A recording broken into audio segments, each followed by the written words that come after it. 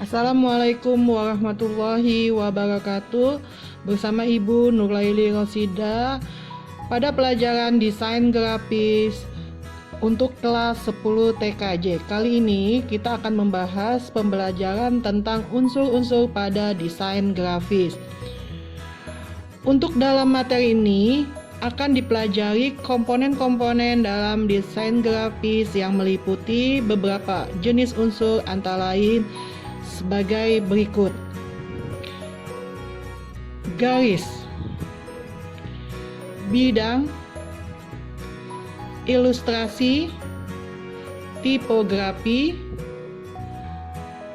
warna, gelap terang, tekstur, dan ruang.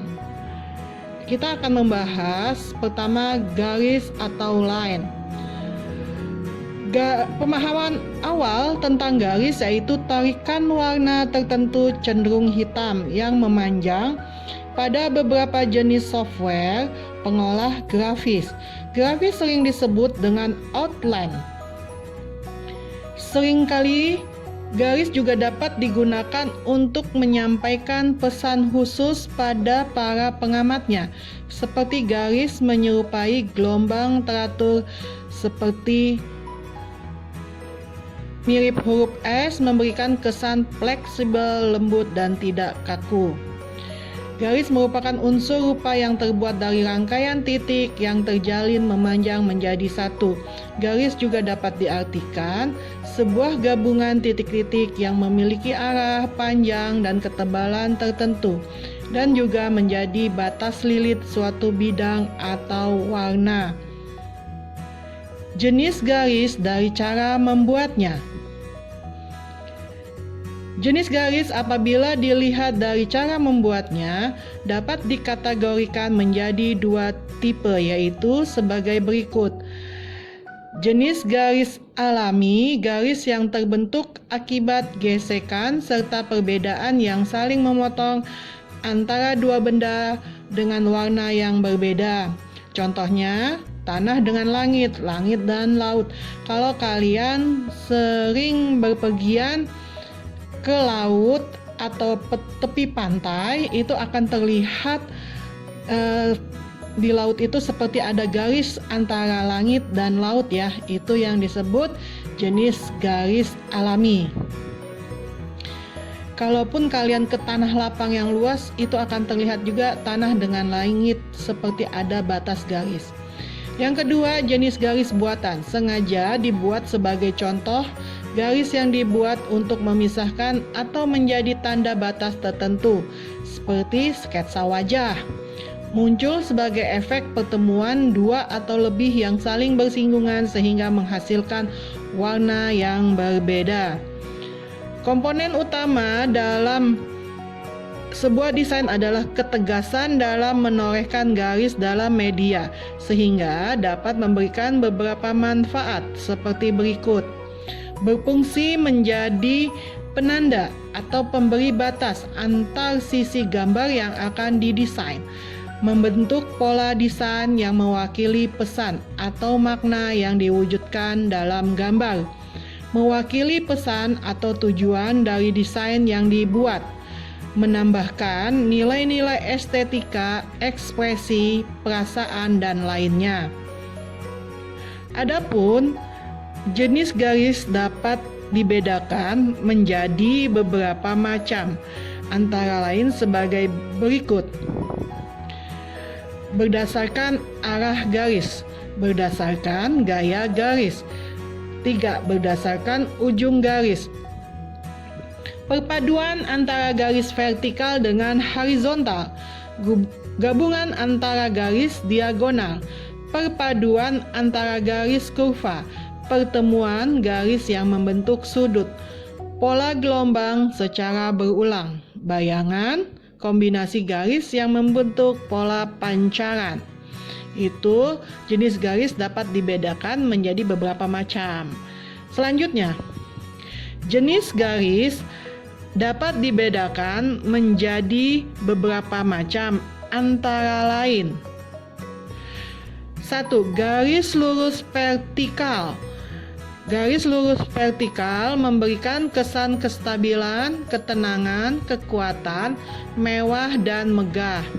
Kedua, garis lurus horizontal memberikan kesan kondisi yang relatif konstan, tenang, dan datar. Ketiga, garis melengkung memberikan kesan kelurusan, lamban, irama, rileks, kehalusan, dan keanggunan. Keempat, garis diagonal atau silang memberikan kesan ketidakstabilan, dinamika, pergerakan, keraguan, dan ringan.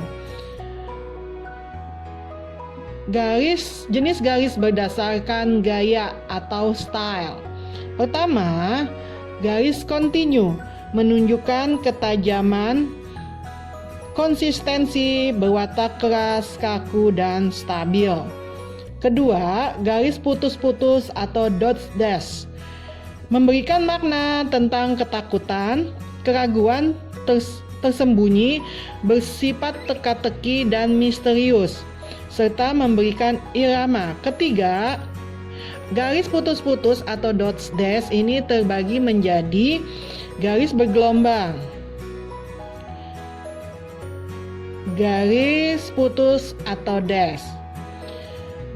Selanjutnya adalah garis titik-titik atau dots, menunjukkan keteraturan, keseimbangan, dan ketidakstabilan.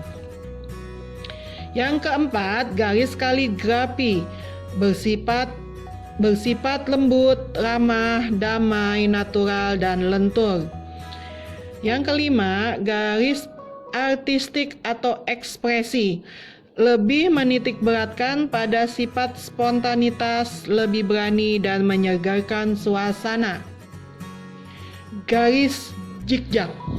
Garis zigzag berkesan memberikan semangat menggebu-gebu, panas, menunjukkan ketakutan, terkejut, dan menegangkan. Selanjutnya, jenis garis berdasarkan ujung garis. 1. Berujung tumpul, 2. Berujung lurus, 3. Berujung anak panah, 4. Berujung kotak, 5. Berujung lingkaran, 6. Berujung objek tertentu. Selanjutnya, perpaduan antara garis vertikal dengan horizontal.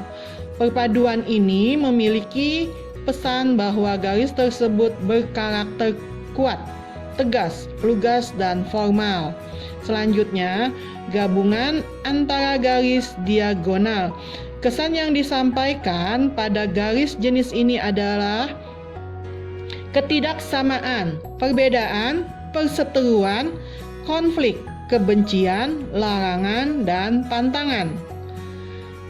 Selanjutnya, perpaduan antara garis kurva. Pada beberapa model perpaduan akan menghasilkan bentuk garis baru, antara lain sebagai berikut: berbentuk setengah bulatan, spiral berbentuk setengah bulatan cenderung memberikan kesan kekuatan dan kokoh. Spiral atau pegas sering diartikan sebagai sebuah usaha yang terus-menerus memunculkan ide baru, pola yang terhubung secara berkelanjutan, dan bentuk ini sering digunakan sebagai sarana menghipnotis. Selanjutnya adalah berbentuk gelombang. Biasanya menggambarkan kelembutan, aliran tenaga, atau daya spontanitas. Penerapan jenis garis ini sering dipakai oleh adat budaya Tiongkok untuk simbol keseimbangan, misalnya aliran tenaga Yan dan Yang. Selanjutnya, pertemuan garis yang membentuk sudut. Ada beberapa jenis bentuk sudut yang dapat dibentuk dari 2 atau lebih garis, yaitu sebagai berikut. 1. Fillet adalah jenis bentuk 2 garis yang menghasilkan sudut tumpul. biasanya memberikan kesan fleksibel, keraguan, dan keindahan. Kedua, chamfer merupakan kombinasi dua garis yang memiliki patahan pada simpangan sudut, memberikan kesan energik, kritik, dan kuat. Yang ketiga, scallop adalah pertemuan dua garis yang dihubungkan dengan lengkungan garis cekung. Biasanya digunakan untuk menunjukkan keindahan, kelembutan, dan menonjolkan sisi lain. Yang keempat, sharp berupa pertemuan dua garis yang membentuk sudut secara pasti. Pola gelombang secara berulang. Pengulangan bentuk pola garis secara kontinu bisa menunjukkan kestabilan dan irama tertentu, sehingga sifat yang dibawa dalam gelombang ini bisa dalam bentuk kesedihan yang mendalam, kegembiraan dengan ritme tertentu, ketenangan, kegigihan dalam berusaha. Namun, pada jenis gelombang yang tidak beraturan, terkesan patah dan bergerak zigzag akan memberikan dampak pada energik, gerakan termotivasi, semangat tinggi, yaitu seperti ini, garis diagonal yang berulang. Garis kurva menyerupai huruf S secara berulang. Garis kurva berulang. Garis vertikal dan horizontal secara berulang. Selanjutnya, bayangan. Terkadang kita membuat garis yang memiliki kembaran atau bayangan. Teknik ini memberikan pesan keselarasan, kesederhanaan, dan keteraturan. Selanjutnya, kombinasi. Pertemuan dua atau lebih garis pada satu titik terpusat atau pada sebuah bidang seolah-olah memberikan efek pancaran, dapat menggambarkan spontanitas. Ini terlihat ya bayangannya, bayangan yang bentuknya membuat garis menjadi kembaran, dan yang ini yang satunya berulang. Selanjutnya, shape atau bentuk. Pada beberapa pendapat para ahli, ada yang menyebut sebagai bidang, media, bentuk, atau shape.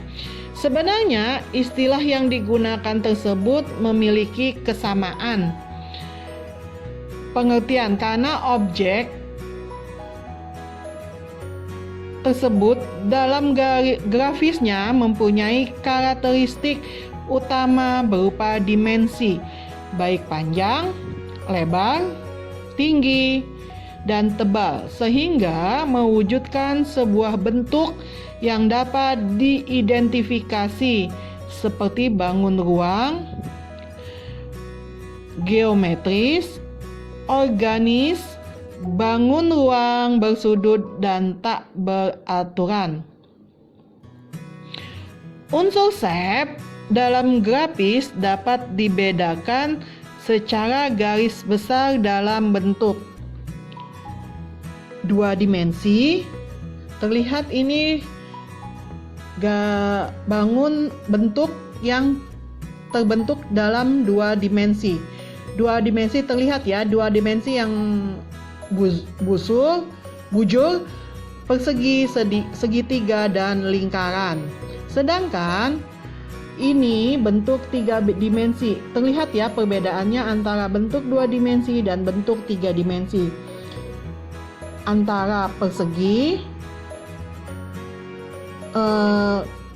panjang, segitiga, dan lingkaran. Antara bentuk dua dimensinya dan tiga dimensi. Selanjutnya, unsur shape Selanjutnya, unsur shape dalam grafis dapat dibedakan secara garis besar dalam bentuk 2 dimensi dan 3 dimensi.